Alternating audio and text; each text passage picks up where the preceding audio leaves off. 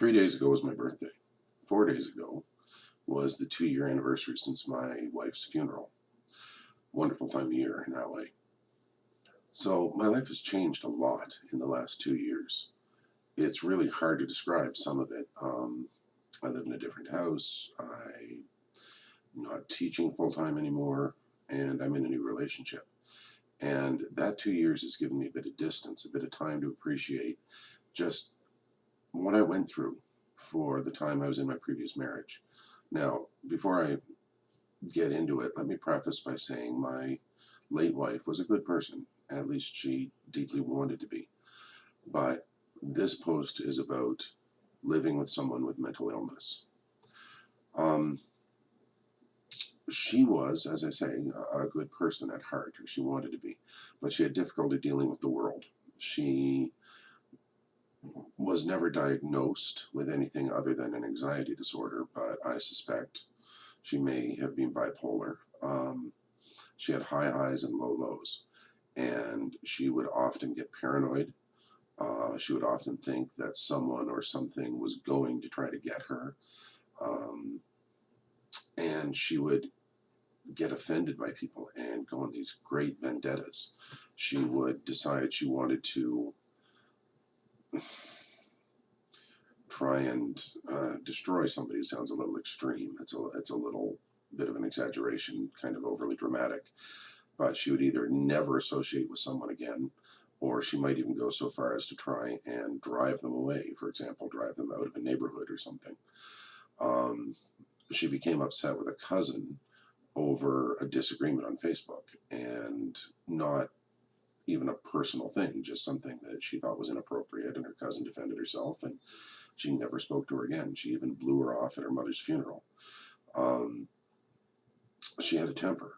She would get angry with me. She would get angry with the kids. She was never intentionally abusive, but unintentionally.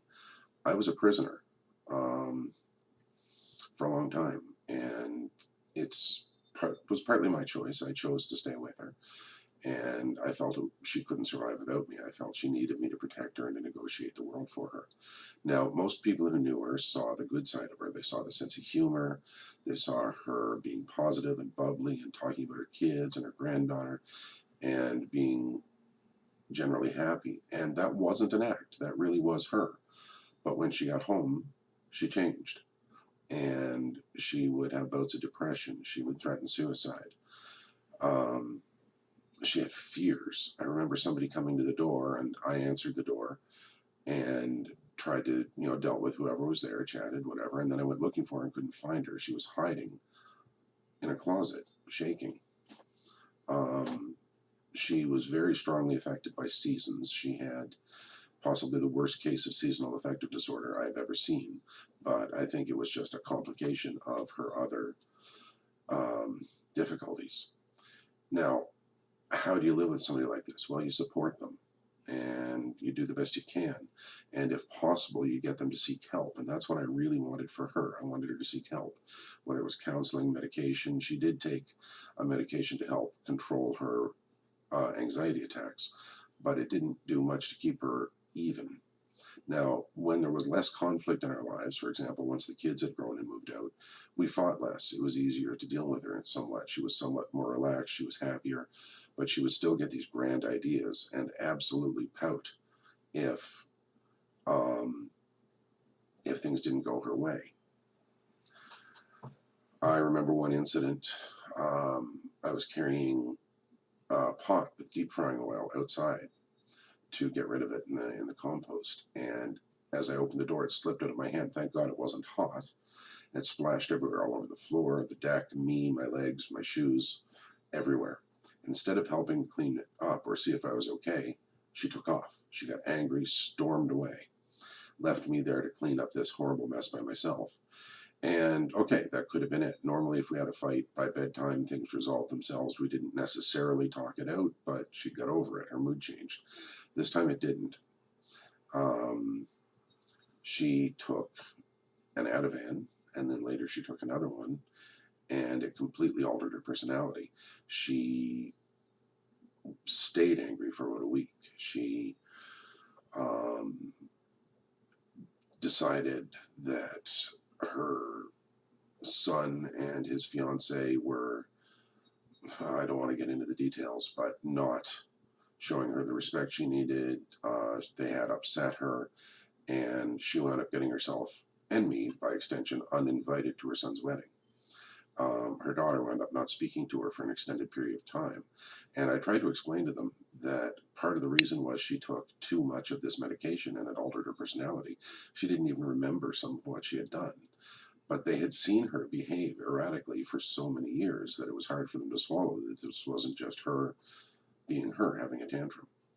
Now, I did what I could to support her, and when she passed away, I was devastated, as most husbands would be. It was only after that that I began to realize that part of what I had to deal with in the grief was the loss of someone, and I'm by nature, my nature is to protect people, especially people close to me, and I had failed to do that. There wasn't much I could do. She was diabetic, she had kidney disease.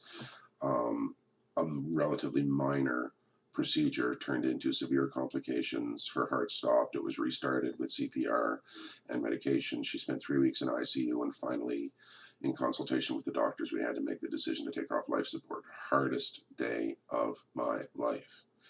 And for all her erratic behavior, her children did love her and still do love her, and they were able to get there for it. But what I had to deal with in the months after she passed away was the dawning realization that not only did I feel a sense of loss, but I felt a sense of guilt, because it began to dawn on me that I was free. I could make my own decisions. I wasn't second in command of my own life. I wasn't weighing every single action and word and decision as to whether it would upset her or start a battle or start her storming off or upset her in some way. Every word that came out of my mouth, every action, for 19 years, I had to weigh carefully against the consequences. And suddenly I didn't have to do that anymore. Now, some months after she passed away, I went out for coffee with an old friend just to catch up. And we wound up hitting it off, and she and I began a relationship. And we're now engaged, and we live together along with her son. And it's a very healthy relationship. I'm happy, she's happy, we support each other, we cooperate. And in the first stages of the relationship, I kept saying, I can't believe how reasonable you are.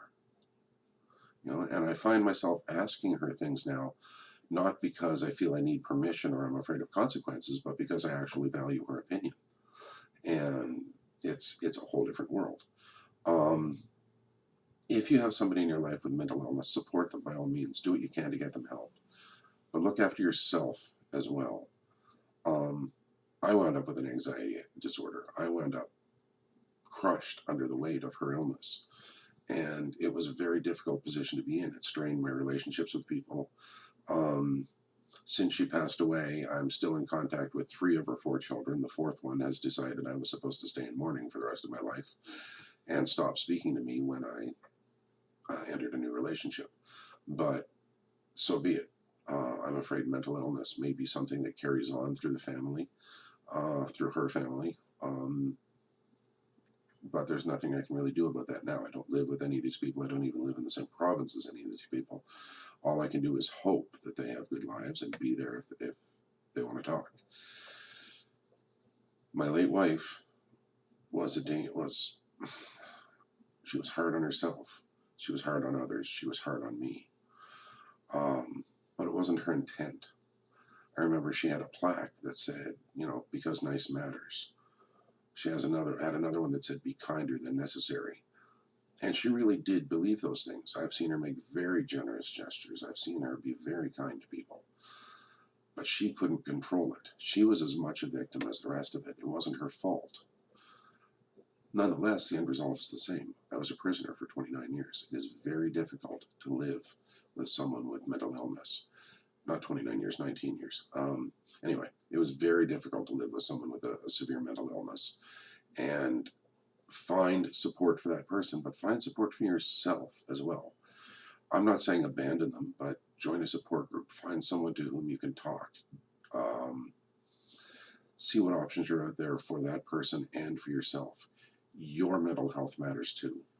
And it took me a long time to learn that. It took me a long time to realize that I mattered too. It was a lesson I learned with great difficulty and with the help of someone I care about. I'm lucky in that I'm in a loving, happy relationship. Things are mutual. We're true partners. I'm not the boss. She's not the boss. It's great. It's the way things should be. And it has taken that to make me realize how unhealthy my last relationship was. I will never hate her. I will always regret what happened to my late wife, that she passed away at the age of 53. It wasn't fair. She didn't deserve that. But I don't know if she was ever going to be truly happy. And perhaps, in some ways, it's for the best.